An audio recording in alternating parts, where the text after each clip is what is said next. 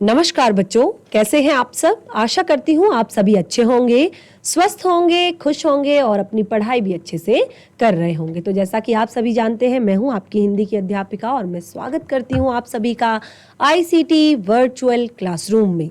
और आज हम यहाँ पर एकत्रित हुए हैं पढ़ने के लिए क्लास 7th की हिंदी। आज हम पढ़ेंगे क्लास 7th की हिंदी में जो आपकी वसंत पाठ्य पुस्तिका है, उसका चैप्टर 19 आश्रम का अनुमानित बजट। तो ये जो चैप्टर है आश्रम का अनुमानित बजट, ये गांधी जी द्वारा लिखा गया है। ये कोई पाठ नहीं है, ये गांधी जी ने अपने अनुभव, जो गांधी जी यहाँ पर जैसे कि आप पाठ का नाम ही जान रहे हैं, आश्रम का अनुमानित बजट। तो जब गांधी जी दक्षिण अफ्रीका से लौटे थे, उन्होंने अहमदाबाद में एक आश्रम खोलने का विचार सोचा था। तो वो गांधी जी जो है, आपने देखा होगा कि आपने इससे पहले भी या आगे आप चैप्टर पढ़ेंगे, गांधी जी हमेशा अपने हर काम को खुद करने पर विश्वास करते हैं। अपने कामों को मैनेज करके चलने का, एक व्यवस्थित करके चलने पर वो विश्वास रखते हैं। तो वो एक आश्रम का निर्माण यहाँ पर करना चाहते हैं और उसी आश्रम के निर्माण में किन किन वस्तुओं की जरूरत होगी, कितने लोग वहां पर शुरुआत में ठहरेंगे और उन लोगों को ठहरने के लिए क्या क्या आवश्यक वस्तुओं की जरूरत होगी, और एक एक छोटी से छोटी चीज का बजट वो यहाँ पर बना रहे हैं और एक एक छोटी से छोटी चीज का ध्यान वो यहाँ पर रख रहे हैं। तो चैप्टर आपका बहुत ही ज्यादा इंटरेस्टिंग होने वाला है और एक बहुत ही बड़ी सीख आपको देने वाला है ये पाठ। तो ध्यान पूर्वक समझने का प्रयास करेंगे। हम चलते हैं स्मार्ट बोर्ड की तरफ, शुरू करते हैं आज का सेशन। सभी बच्चे ध्यान पूर्वक पढ़ेंगे और समझने का प्रयास करेंगे। तो जैसे कि आप देख सकते हैं, आपके इस चैप्टर का नाम ही है आश्रम का अनुमानित व्यय। तो अब यहाँ पर गांधी जी अपने उनकी जो पुस्तक उन्होंने लिखी है, तो उसमें उन्होंने ये सारी चीज़ें लिखी हुई हैं। तो क्या कुछ उन्होंने लिखा है, हम पढ़ते हैं।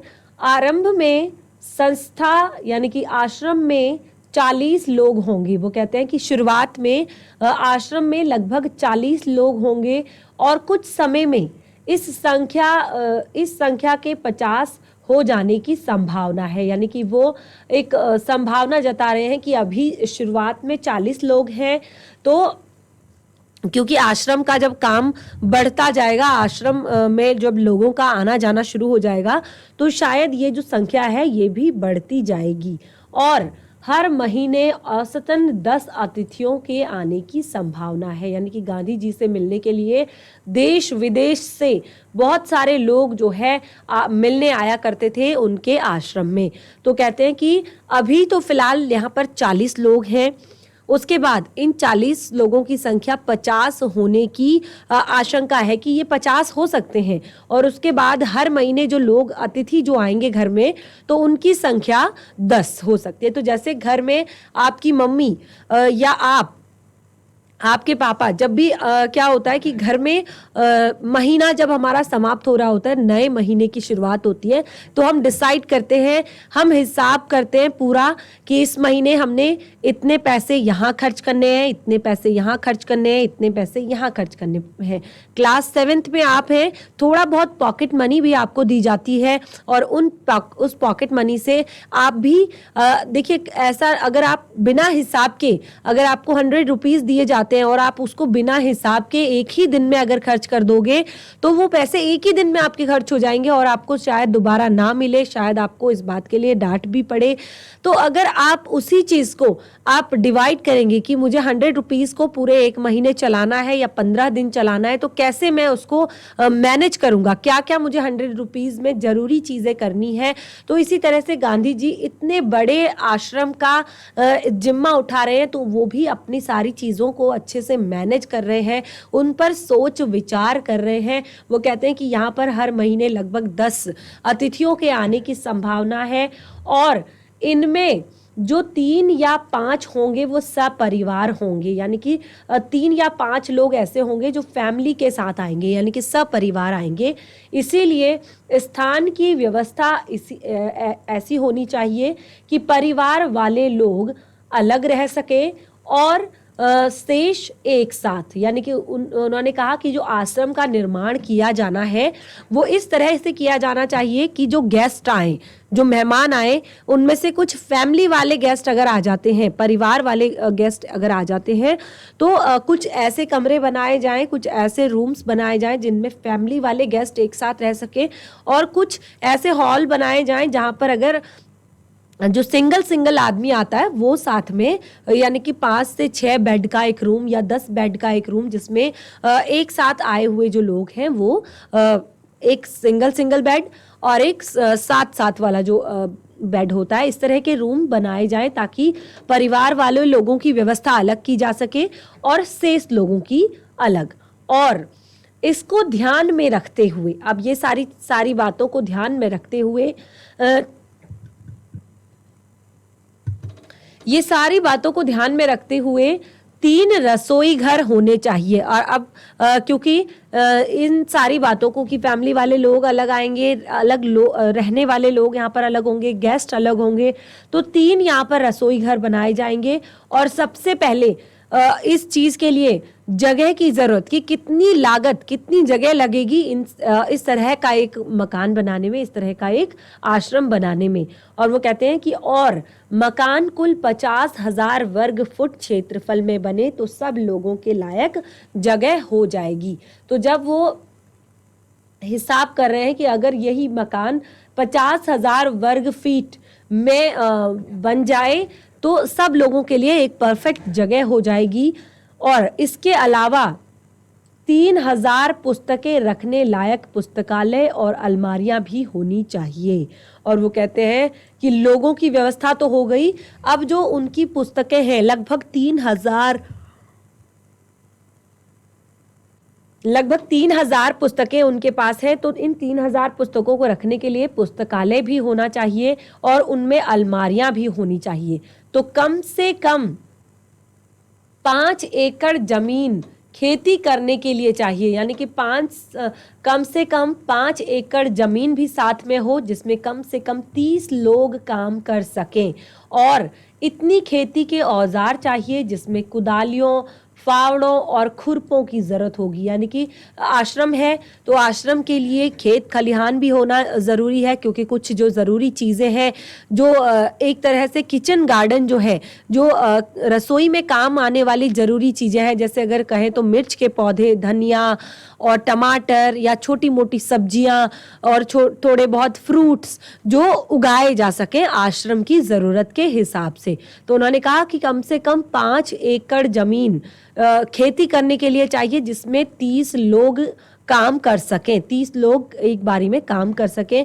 और उतने लोगों के लिए और उतनी खेती के लिए इतने ही औजार भी हमें चाहिए जिनमें कुदाल, फावड़े और खुरपों की हमें जरूरत होगी।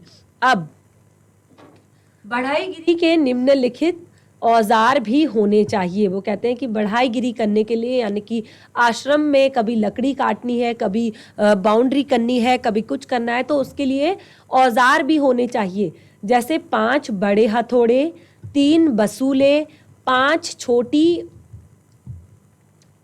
हथौड़ियाँ, 2 एरन, 3 बम, 10 छोटी बड़ी छेनियाँ, 4 रंदे, 1 सालनी और 4 केतियाँ।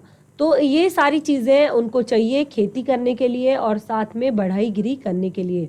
और छोटी बड़ी भेदनियाँ, 4 आरियाँ, 5 छोटी बड़ी सड़ासियाँ और 20 रतल कीलें और छोटी बड़ी 20 रतल कीलें, 1 मोगरा यानी कि लकड़ी का हथौड़ा, मोची के औजार। तो यानी कि वो सारे जब वो एक आश्रम का निर्माण कर रहे हैं, एक आश्रम खोल रहे हैं, तो देखिए जैसे कि यहाँ पर बताया ही गया कि दक्षिण अफ्रीका से लौटकर अहमदाबाद में गांधी जी ने एक आश्रम की स्थापना की और उसके आरंभिक सदस्यों तथा सामान आदि का विवरण इस पाठ में पूरा का पूरा दिया गया है। तो जैसे कि यहाँ पर बताया गया है कि उनको अलग अलग तरह के हथियार भी चाहिए होंगे, अलग अलग तरह के खेती के जो औजार हैं वो भी चाहिए होंगे। और अब वो हिसाब लगा रहे हैं कि मेरे अनुमान से इन सब पर कुल 5 रुपया खर्च आएगा। और वो कहते हैं क्योंकि उस समय जो टाइम था वो बहुत ही ज़्यादा सस्ता था। उस समय पर बहुत सारी चीज़ें आ जाती थी 5 रुपए में। अभी 5 रुपये की अगर इतने सारे सामान की अगर बात की जाए तो इस टाइम पे ये सामान 1 से 2 लाख का हमें बैठ जाएगा। लेकिन उस समय पर केवल 5 रुपए का खर्च आ रहा था, और क्योंकि 5 रुपए की अहमियत उस टाइम पे बहुत ज़्यादा थी। रसोई के लिए आवश्यक सामान पर 150 रुपए का खर्च आएगा। स्टेशन दूर होगा तो सामान या मेहमानों को लाने के लिए एक बैलगाड़ी भी चाहिए। यानी कि आश्रम है तो किसी भी चीज की कमी नहीं होनी चाहिए। स्टेशन अगर यहाँ से आश्रम से दूर होगा तो कभी कभी सामान लाने के लिए या मेहमानों को लाने के लिए बैलगाड़ी भी चाहिए। और मैं खाने का खर्च 10 रुपये मासिक प्रति व्यक्ति लगाता हूँ। यानी कि वो कहते हैं कि मैं खाने का खर्च एक महीने का एक आदमी का 10 रुपये लगाता हूँ। मैं नहीं समझता कि हम खर्च पहले वर्ष में निकाल सकेंगे। यानी कि इतना खर्च हम पहले वर्ष में निकाल पाएंगे। वर्ष में औसतन 50 लोगों का खर्च 6,000 रुपये आएगा। और मुझे मालूम हुआ कि प्रमुख लोगों की इच्छा है कि अहमदाबाद में यह प्रयोग 1 वर्ष तक किया जाए। यदि ऐसा हो तो अहमदाबाद को ऊपर बताया गया सब खर्च उठाना चाहिए। यानी कि यहाँ पर गांधी जी कहते हैं कि बहुत सारा खर्च इसमें आने वाला है, काफ़ी खर्चा इसमें उनका होने वाला है। तो वो कहते हैं कि अगर ऐसा है, अगर अहमदाबाद ये चाहता है कि ये प्रयोग 1 वर्ष तक किया जाए, यानी कि इस तरह का काम जो है वो 1 वर्ष तक करके देखा जाए, तो इसके लिए अहमदाबाद को ऊपर बताया गया सारा खर्च उठाना होगा। यानी कि ये जो भी खर्चा यहाँ पर बताया गया है ये सारा खर्च आश्रम को देना होगा। और अब कहते हैं मेरी मांग तो यह भी है कि अहमदाबाद मुझे पूरी ज़मीन और मकान सभी दे दे, तो बाकी खर्च मैं कहीं और से और दूसरी जगह से जुटा लूँगा। तो यहाँ पर गांधी जी कहते हैं कि मेरी एक और मांग है, यदि अहमदाबाद मुझे इतनी पूरी जो ज़मीन है और मकान है साथ में दे दे, तो बाकी का जो खर्च है मैं कहीं और से दूसरी तरह से जुटा लूँगा। यानी कि अगर वो केवल ज़मीन और मकान भी अगर केवल दे देते हैं तो मैं बाकी का जो खर्चा है वो मैं कहीं और से निकाल लूँगा, कहीं और से मैं कर लूँगा। अब यहाँ पर कहते हैं कि अब चूंकि अब विचार बदल गया है, इसीलिए ऐसा लगता है कि 1 वर्ष का या इससे कुछ कम दिनों का खर्च अहमदाबाद को उठाना चाहिए।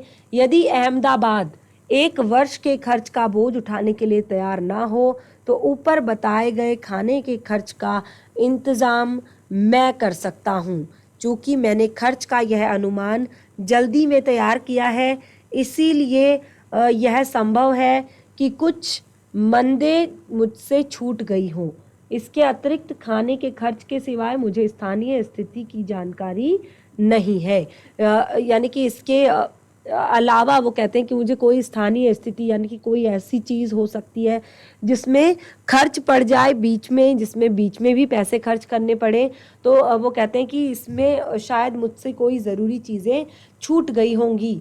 अब इसके अतिरिक्त खाने के खर्च के सिवाय मुझे स्थानीय स्थिति की जानकारी नहीं है, इसीलिए मेरे अनुमान में भूलें भी हो सकती हैं। तो वो कहते हैं, गांधी जी कहते हैं कि इसके अतिरिक्त जो भी उन्होंने यहाँ पर बताया है, सामान कितने का लगेगा, चीज़ें कितने की आएंगी, या और भी जो सारी चीज़ें उन्होंने इसमें बताई हैं, तो वो कहते हैं कि मेरा जो अनुमान है वो गलत भी हो सकता है, मेरे अनुमान में भूल भी हो सकती है, क्योंकि मुझे यहाँ की जो स्थानीय स्थिति है कि कितनी यहाँ पर महंगाई है, क्या यहाँ पर सामान की स्थिति है, क्या यहाँ पर ज़मीन का रेट है, तो उसके आधार पर मेरे से कुछ भूलें भी हो सकती हैं। तो देखिए जो अहमदाबाद में जो स्थापित आश्रम है का संविधान स्वयं गांधी जी ने तैयार किया था और इस संविधान के मसविदे से पता चलता है कि यह भारतीय जीवन का निर्माण किस प्रकार करना चाहते थे, यानी कि कैसे उन्होंने जो पूरा आश्रम का निर्माण यहाँ पर किया है। तो इस आश्रम के निर्माण से हमें पता चलता है कि वो एक भारतीय जीवन का निर्माण किस तरह से करना चाहते थे। तो अब यहाँ पर गांधी जी कहते हैं कि यदि अहमदाबाद सब खर्च उठाएगा तो विभिन्न मदों में खर्च इस तरह से होगा, यानी कि अगर अहमदाबाद खर्च उठाता है तो विभिन्न अलग अलग जो खर्च होंगे वो इस प्रकार से होगा। किराया, बंगला और खेत की ज़मीन, ठीक है, किराया, बंगला और खेत की ज़मीन, ये 3 चीज़ें उन्हें देनी होंगी। किताबों की अलमारियों का खर्च उन्हें देना होगा, बढ़ई और औजार उन्हें देने होंगे और मोची के औजार भी उन्हें देने होंगे। तो इस तरह की चीज़ें उन्होंने कहा कि जब अहमदाबाद खर्च उठाएगा तो उन्हें इन चीज़ों का खर्च उठाना पड़ेगा। अब देखिए यहाँ पर कुछ घरेलू सामान, जो एक घरेलू सामान यानी कि जो घर के काम में ज़रूरी होता है, घर के कामों के लिए बहुत ज़्यादा ज़रूरी होता है, और कहें तो घर की जो रसोई है उसके लिए बहुत ज़्यादा ज़रूरी होता है। तो चीज़ें कुछ यहाँ पर दी गई हैं कि गांधी जी ने इतने सारे लोगों के लिए आश्रम में ठहरने के लिए जो एक आश्रम बनाने की तैयारी की है, तो उसके रसोई में, उसके वॉशरूम में क्या कुछ चीज़ें होनी चाहिए वो यहाँ पर बताया गया है। तो जैसे बताया है, सबसे पहले 4 पतीले 40 आदमियों के खाना बनाने योग्य। तो 4 ऐसे बड़े बड़े पतीले होने चाहिए जो 40 आदमियों का खाना बना सके। 2 छोटी पतीलियाँ होनी चाहिए 10 आदमियों के योग्य। 2 छोटी छोटी पतीलियाँ होनी चाहिए 10 आदमियों के योग्य। जो उन्होंने कहा था कि उनके गेस्ट आएंगे, जो अतिथि हर महीने जो वहाँ पर आया करेंगे, तो उनके लायक। और उन्होंने 3 पानी भरने के पतीले या तांबे के कलश उन्हें चाहिए। मिट्टी के घड़े चाहिए उनको 4, और 4 तिपाइयाँ चाहिए, 1 कढ़ाई चाहिए, 10 रतल खाना पकाने योग्य, 3 कलछियाँ चाहिए, 2 आटा गूंदने की परातें चाहिए, 1 पानी गर्म करने का बड़ा पतीला चाहिए, 3 केतलियाँ, 5 बाल्टियाँ या नहाने का पानी रखने के बर्तन, और 5 पतीले के ढक्कन, 5 अनाज रखने के बर्तन, 3 तैया, 10 थालियाँ, 10 कटोरियाँ और 10 गिलास, 10 प्याले, 4 कपड़े धोने के टब, 2 छलनियाँ, 1 पीतल की छलनी, 3 चक्कियाँ, 10 चम्मच, 1 करछा, 1 ईमानदस्ता और मूसली। तो ये सारी चीज़ें जो उन्होंने यहाँ पर लोगों का अनुमान लगाया है कि कितने लोग लगभग उनके आश्रम में होंगे अगर वो इस तरह के एक आश्रम का निर्माण करते हैं, तो उन सारे लोगों के लायक कितने उन्हें संसाधन चाहिए। देखिए कितनी छोटी छोटी चीज़ों का उन्होंने यहाँ पर हिसाब रखा हुआ है।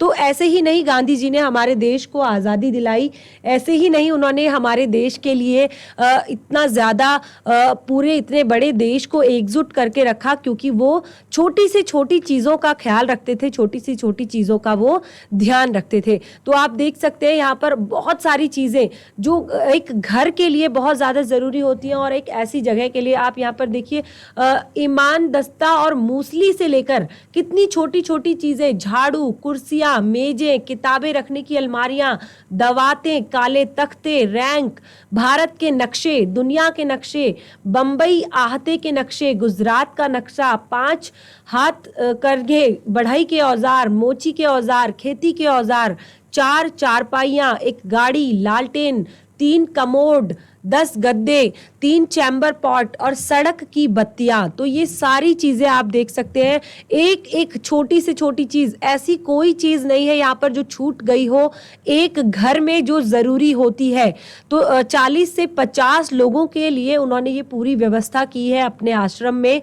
और इस तरह से जो यहाँ पर और भी सामान उन्होंने बताया है कि जब वो एक आश्रम बनाएंगे तो इस आश्रम के आगे उन्हें खेती भी करनी है, जहाँ पर वो अपने रसोई का जो थोड़ा बहुत जो एक किचन गार्डन का जो सामान होता है, जैसे कि मैंने आप लोग को बताया कि कुछ हरी सब्जियां या थोड़े बहुत टमाटर या धनिया या मिर्चा, तो ऐसी चीज जो उनको ना कहीं से खरीदनी पड़े, क्योंकि 30 से 40 लोग वहां पर रहते हैं। तो वो सारे, जैसे कि हमने इससे पहले गांधी जी का जो एक चैप्टर पढ़ा था आपकी हिंदी में, तो इसमें हमने देखा था कि गांधी जी किस तरह से छोटे काम को वो स्वयं करते थे और किसी पर भी वो मतलब किसी पर भी वो डिपेंड नहीं रहते थे। उन्होंने जीवन में सबको ये सिखाया था कि अपना काम स्वयं करो।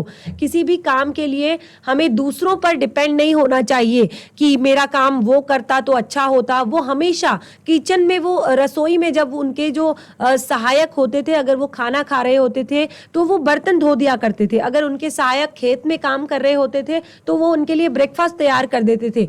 यानी कि वो कभी भी ये नहीं सोचते थे कि वो मेरे सहायक हैं, मैं उनके लिए काम क्यों करूं, या वो मुझसे छोटे हैं, मैं उनकी हेल्प क्यों करूं। वो हमेशा सबको एक समान लेकर चलते थे। वो कहते थे क्योंकि मैं खाली बैठा हुआ हूं और तुम लोग काम कर रहे हो तो इसीलिए मैं तुम्हारी हेल्प कर रहा हूं। तो आपने देखा, अब आपने 2 से 3 चैप्टर यहाँ पर गांधी जी के पढ़ लिए हैं। बहुत ही ज्यादा इंटरेस्टिंग ये चैप्टर अभी तक हमारे रहे हैं गांधी जी के जीवन का। अभी तक जिनको हम केवल राष्ट्रपिता के रूप में जान रहे थे, तो अब उनके राष्ट्रपिता होने का एक असली महत्व हमें यहाँ पर पता चला है कि क्यों उन्हें राष्ट्रपिता की उपाधि दी गई है। जिस तरह हमारे पिताजी, हमारे बापूजी घर की पूरी जिम्मेदारी उठा लेते हैं, बच्चे की एक एक जरूरत का ख्याल रखते हैं, परिवार की एक एक जरूरत का ख्याल रखते हैं, परिवार में हर एक चीज, ये तो कम नहीं रह गया, वो तो कम नहीं रह गया, किसी को किसी चीज की जरूरत तो नहीं है, एक एक छोटी चीज का जैसे हमारे पिताजी ख्याल रखते हैं, हमारी सहायता करते हैं, हर परिस्थिति में हमारे साथ खड़े रहते हैं। इसी कारण महात्मा गांधी को राष्ट्रपिता का दर्जा दिया गया। क्योंकि वो, देखिए आप इस चैप्टर को पढ़ेंगे तो आपको लगेगा कि ये कोई आम आदमी के बारे में बातें हो रही है, ये कोई ऐसी छोटी मोटी चीजें लिखी गई है कि जो ये पढ़ने की क्या जरूरत है। ये तो हम डेली पढ़ते हैं, डेली सुनते हैं, डेली देखते हैं, लेकिन आप देखिए कितनी छोटी छोटी बातों का वो ध्यान रखते थे। हर एक चीज को मैनेज करके चलने पर वो यहाँ पर चलने की वो बात करते थे। तो देखिए यहाँ पर उन्होंने फिर से कुछ और बातें लिखी हैं कि चौके का सामान एक बैलगाड़ी या घोड़ा गाड़ी की, अगर उनके आश्रम में मेहमान आते हैं तो उनको पैदल ना चलना पड़े, उनके लिए उनके सामान के लिए बैलगाड़ी या उनको घर आश्रम तक लाने के लिए घोड़ा गाड़ी का प्रयोग किया जाना चाहिए।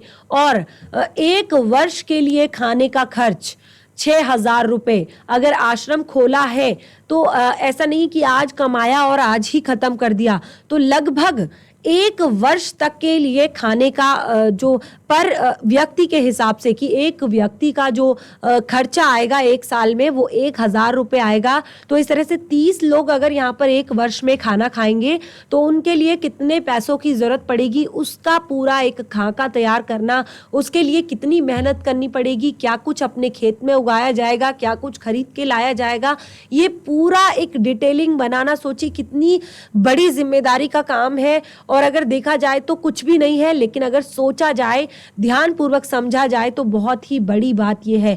क्योंकि आज के समय में क्या होता है, हम कहते हैं हम दिन रात हम मेहनत करते हैं, जॉब करते हैं, लेकिन हमारे पास पैसे नहीं बचते, हमारे पास सेविंग्स नहीं होती, हम सेविंग्स नहीं कर पाते हैं, हम पैसा नहीं बचा पाते हैं, और कभी ऐसी मुसीबत आ जाती है तो हमारे हाथ खाली रहते हैं और हमें दूसरों की हेल्प लेनी पड़ती है। तो क्यों ऐसी परिस्थिति हमारे जीवन में आती है?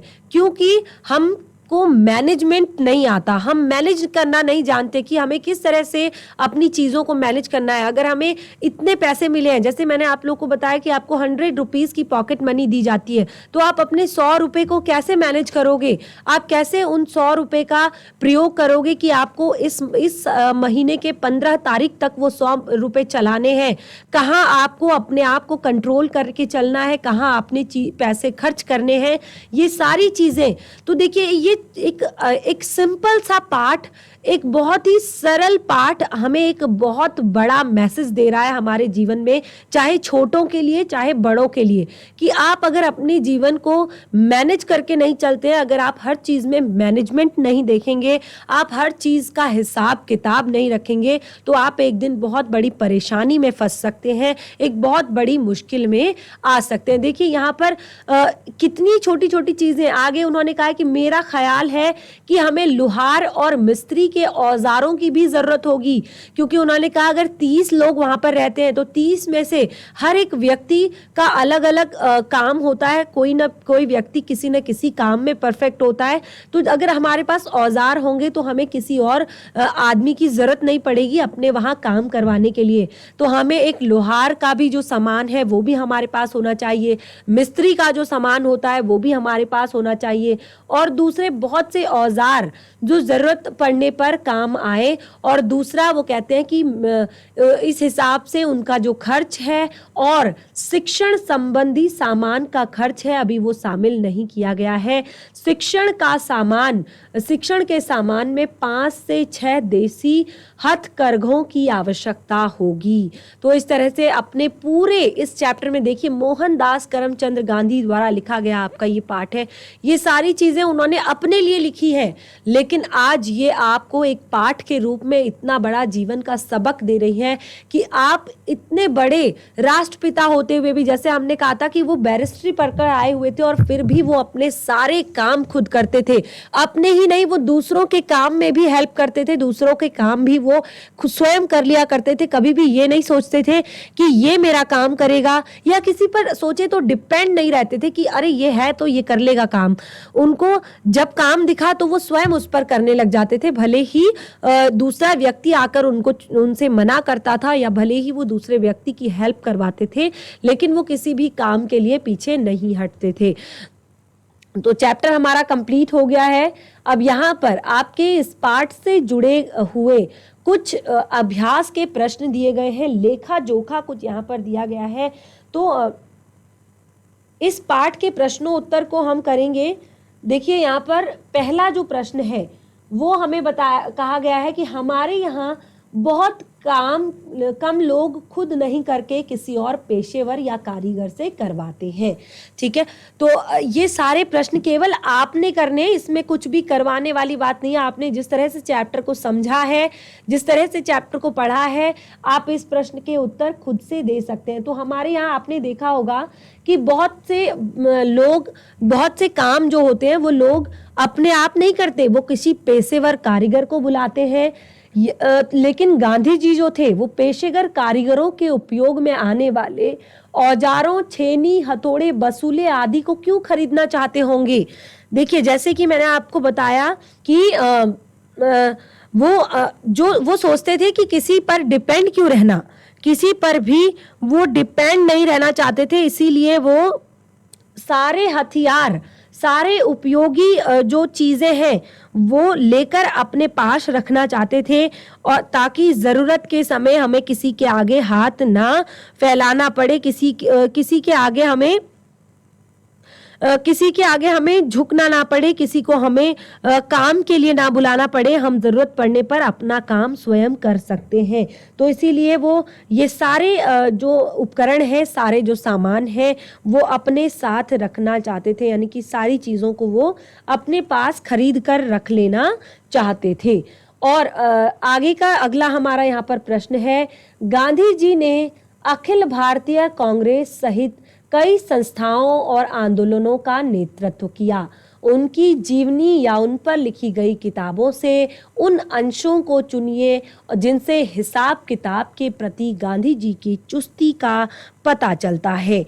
तो यहाँ पर गांधी जी ने, यहाँ पर बताया गया है कि गांधी जी ने अखिल भारतीय, देखिए सबसे पहला तो हमारा यहाँ पर यह है कि वो हमारा जो सबसे पहला प्रश्न, ये तो इसमें तो हम इस तरह का उत्तर लिखेंगे कि हमारा देश जो है वो भारत, इसमें क्या होता है कि लोग बहुत से काम खुद ना करके दूसरों से करवाते हैं या किसी पेशेवर कारीगर से करवाते हैं, लेकिन गांधी जी ये सारी चीज़ों को अपने पास इसलिए रखना चाहते थे ताकि वो लोगों में इस तरह की जो भावना है उसको तोड़ सकें और इन सारे कामों को बढ़ावा दे सकें, ताकि हम छोटे बड़े कामों के लिए आत्मनिर्भर बन सकें, किसी दूसरे के मुंह हम ना ताकें। और अगला जो प्रश्न है कि यहाँ पर जो गांधी जी हैं उन्होंने बहुत सारे, देखिए सबसे पहले उन्होंने अखिल भारतीय कांग्रेस सहित कई संस्थाओं और आंदोलनों का नेतृत्व किया। तो आपको उन पर लिखी किताबें, जो गांधी जी पर लिखी गई किताबें हैं, इनको आपने पढ़ना है और उनमें से आपको ऐसे प्रसंग चुनने हैं जिसमें गांधी जी के हिसाब किताब के प्रति जो चुस्ती है उसका पता लगाया जा सके। तो देखिए सबसे पहले अगर हम गांधी जी की दांडी यात्रा के बारे में अगर बात करें, देखिए थोड़ी चीजें मैं आपको यहाँ पर डिस्कस करूंगी, बाकी आप चीजें इधर उधर से बुक्स पढ़ेंगे और खुद प्रश्नों का उत्तर लिखेंगे तो आपको ज्यादा नॉलेज आपकी बढ़ेगी। तो सबसे पहले एक छोटा सा यहाँ पर प्रसंग है दांडी यात्रा का। तो उसमें जब रास नामक स्थान पर जब गांधी जी पहुंचे थे तो वहां पर एक निषेधाज्ञा लागू थी, अर्थात कोई भी नेता किसी भी प्रकार के विचार, जुलूस, जलसे के रूप में उसको प्रकट नहीं कर सकता था। तो गांधी जी लोगों को संबोधित किए बिना रह नहीं सकते थे। तो पहले से ही उन्होंने योजना बना ली कि यदि उनको गिरफ्तार कर लिया गया तो अभ्यास तैयब जी दांडी यात्रा का नेतृत्व करेंगे। तो जैसे उन्हें पता था कि इस तरह की यहाँ पर एक सेवा लगी हुई है, इस तरह की यहाँ पर एक निर्देशाज्ञा लगी हुई है, तो उनको और वो भाषण दिए बिना लोगों को नहीं रह पाते थे।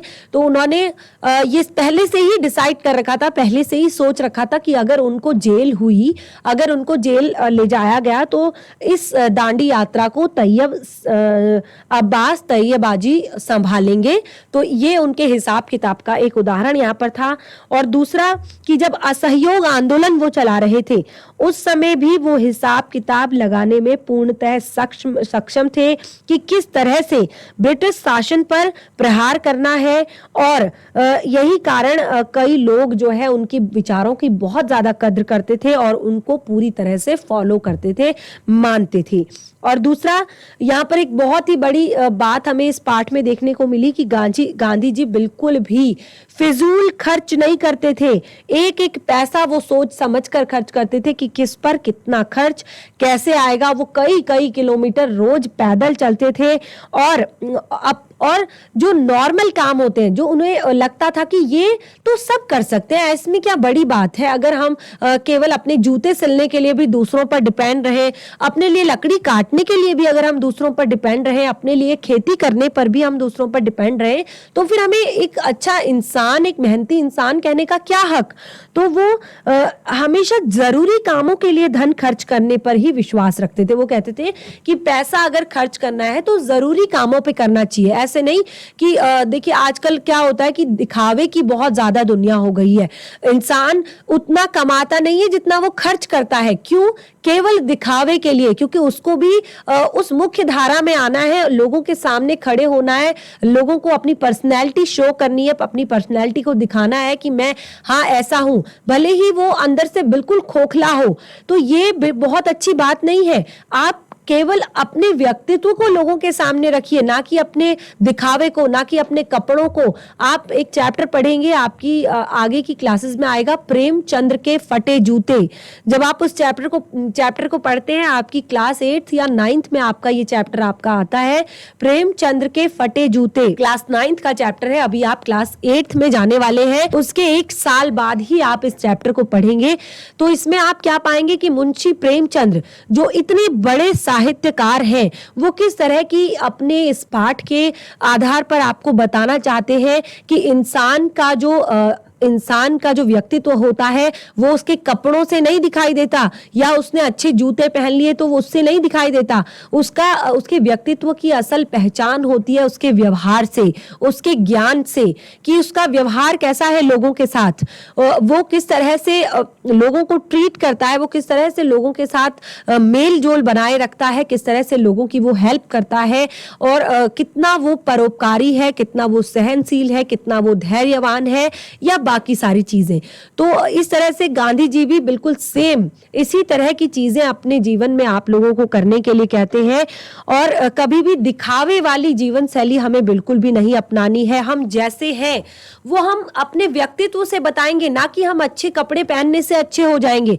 आप अच्छे कपड़े पहन लो लेकिन आप दूसरों के सामने अच्छे से बिहेव नहीं कर सकते, दूसरों से अच्छे से बात नहीं कर सकते, अपने आप को बहुत बड़ा दिखाने की कोशिश करते हो या अपने एक प्राउड में हमेशा आप रहते हो, तो ये बहुत अच्छी बात नहीं है। आपका व्यक्तित्व यहीं पर क्लियर हो जाता है, आपका इफेक्ट लोगों पर यहीं पर पड़ जाता है और आप मतलब कैसे हैं लोगों को एक इसी नजर में पता चल जाता है। तो बहुत ही जरूरी उनका एक पॉइंट था कि धन जो है हमेशा जरूरी चीजों पर ही खर्च करना होता है। और सबसे बड़ी बात कि वो आश्रम की छोटी छोटी जो सभा हो, यहाँ तक कि रसोई घर का हिसाब किताब भी वो अपने पास ही रखते थे और बहुत ही ज्यादा कुशलता से वो हिसाब किताब करते थे। और ऐसा बजट उन्होंने बनाया था कि बहुत सारे मेहमान भी अगर आ जाएं, देखिए क्या होता है कि कई बार हमारे ऐसे खर्चे हमारे जीवन में आ जाते हैं कि जो जिन्हें हमने सोचा नहीं होता है, कुछ अवांछित खर्चे होते हैं, यानी कि अचानक से खर्च हमारे पास आ जाता है। तो अगर आप अपने बजट को बैलेंस करके चलते हैं, अपने बजट को बनाकर चलते हैं, तो आप उस अनवांछित खर्चे को भी आसानी से उठा सकते हैं। आपको परेशानी नहीं झेलनी पड़ती, आपको कोई भी दिक्कत नहीं झेलनी पड़ती। तो इस तरह की बहुत अच्छी अच्छी सीख है। देखिए चैप्टर आपका बहुत छोटा सा है, लेकिन इतने सिंपल चैप्टर को भी यहाँ पर क्यों दिया गया है, ताकि आपको चीजें क्लियर करी जाएं कि देखिए गांधी जी हैं जो वो इसीलिए ही राष्ट्रपिता कहलाए हैं, इतनी छोटी छोटी बातों का जब वो ध्यान रखते हैं। आगे का आपका प्रश्न है, मान लीजिए आपको कोई बाल आश्रम खोलना है और इस बजट से प्रेरणा लेते हुए उसका अनुमानित बजट बनाइए। किन किन मदों पर आप कितना खर्च करना चाहेंगे, नई मदों को जोड़ना और घटाना चाहेंगे।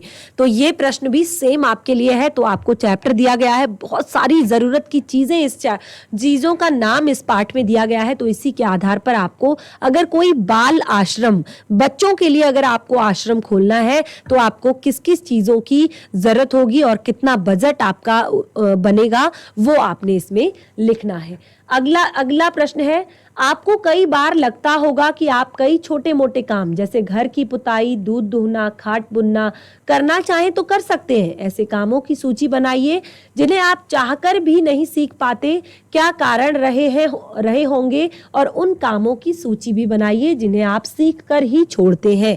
तो कई बार क्या होता है कि कुछ काम ऐसे होते हैं जिन्हें हम करना नहीं चाहते। हम सोचते हैं कि ये काम मेरा नहीं है, ये काम मेरा नहीं है, इसे मैं क्यों करूं। तो ये काम और कई काम आपने ऐसे कि जिन्हें आप सीखना चाहते हो लेकिन आप सीख नहीं पाए हो चाह कर भी। तो आपने दोनों तरह के कामों की सूची बनानी है। और कई ऐसे काम होते हैं जिन पर आपकी लगन होती है कि आपको ये काम सीख कर ही छोड़ना है, आपको ये काम करना ही करना है। देखिए अभी आप क्लास 7th के बच्चे हैं, जिस तरह की आपको सीख दी जाएगी आप उसी तरह के बनोगे अपने जीवन में। तो आप घर पर अगर जाते हैं, आपने अपना खाना खाया और आप प्लेट को वहीं पर छोड़ देते हैं क्योंकि आप सोचते हैं ये हमारी मम्मा का काम है, क्योंकि खाना मम्मा ने बनाया है तो प्लेट भी मम्मा साफ करेंगी। तो ये काम आपका है क्योंकि खाना आपने खाया है, आप उठाएंगे अपनी प्लेट को साफ करेंगे, धोएंगे। तो ये बहुत बड़ी बात होगी आपके लिए। आपने अपने शूज उतारे हैं, आप सॉक्स निकालेंगे, आप उन सॉक्स को धोएंगे, अपने शू को पॉलिश करेंगे, अपना स्कूल बैग तैयार करेंगे, अपना टिफिन रखेंगे, अपनी वाटर बोतल फिल करेंगे। तो जो भी छोटे मोटे काम जो ऐसा लगता है कि आप स्वयं कर सकते हैं, आप उन्हें कीजिए। और कुछ ऐसे काम जो आपको लगता है कि ये आपके काम आएंगे तो आप उन्हें सीखिए। ऐसा नहीं है कि आपको पता है ये मेरा काम नहीं है तो इसे मैं नहीं सीखूं, इसको मैं क्यों सीखूं। तो ऐसी चीज़ों की आपने लिस्ट बनानी है। यहाँ पर बहुत सारी चीज़ें हैं, तो इससे क्या होगा कि आपको बहुत ज़्यादा फायदा होगा। आप देखेंगे कि कुछ ऐसी चीज़ें हैं जो आप कभी नहीं सोच सकते थे कि आप करेंगे, आज वो भी आप कर पा रहे हैं। तो आपको कभी भी किसी पर डिपेंड होने की जरूरत नहीं पड़ेगी। अगला है, इस अनुमानित बजट को गहराई से पढ़ने के बाद आश्रम के उद्देश्यों और कार्य प्रणाली के बारे में क्या-क्या अनुमान लगाए जा सकते हैं। बहुत ही ज्यादा प्यारा प्रश्न है। अभी तक आपने इस पूरे चैप्टर को पढ़ा और चैप्टर बहुत ही ज्यादा सिंपल था। आपने देखा केवल छोटी छोटी चीजों के बारे में यहाँ पर बताया गया है। तो आपने इस चैप्टर को जब गहराई से पढ़ा, एक एक चीज को आपने जाना कि क्या क्या चीजें इसमें बताई गई हैं, उन्हीं के आधार पर कैसी होने वाली है इस आश्रम की कार्य प्रणाली, तो उसके बारे में आपने क्या क्या अनुमान लगाए हैं वो आप यहाँ पर लिख सकते हैं। तो बच्चों, आपने देखा किस तरह से गांधी जी का यहाँ पर एक बहुत ही सिंपल चैप्टर आश्रम का अनुमानित बजट हमारा कंप्लीट हो चुका है। अगर आप इस चैप्टर को केवल पढ़कर छोड़ देंगे तो ये चैप्टर आपके किसी काम का नहीं, लेकिन अगर आप इस पाठ को पढ़कर समझने का प्रयास करेंगे कि क्या आखिर इस पाठ में बताने की कोशिश की गई है, आखिर गांधी जी को राष्ट्रपिता की जो एक उपाधि दी गई है वो किस कारण दी गई है, आपको यहाँ पर क्लियर हो जाएगा कि वो कितनी छोटी छोटी बातों का ख्याल रखते हैं, कितनी छोटी छोटी बातों का ध्यान रखते हैं। चैप्टर हमारा कंप्लीट हो गया है एक बहुत बड़ी सीख के साथ। तो हम मिलेंगे अपने नेक्स्ट सेशन में एक नए पाठ के साथ। तब तक के लिए धन्यवाद।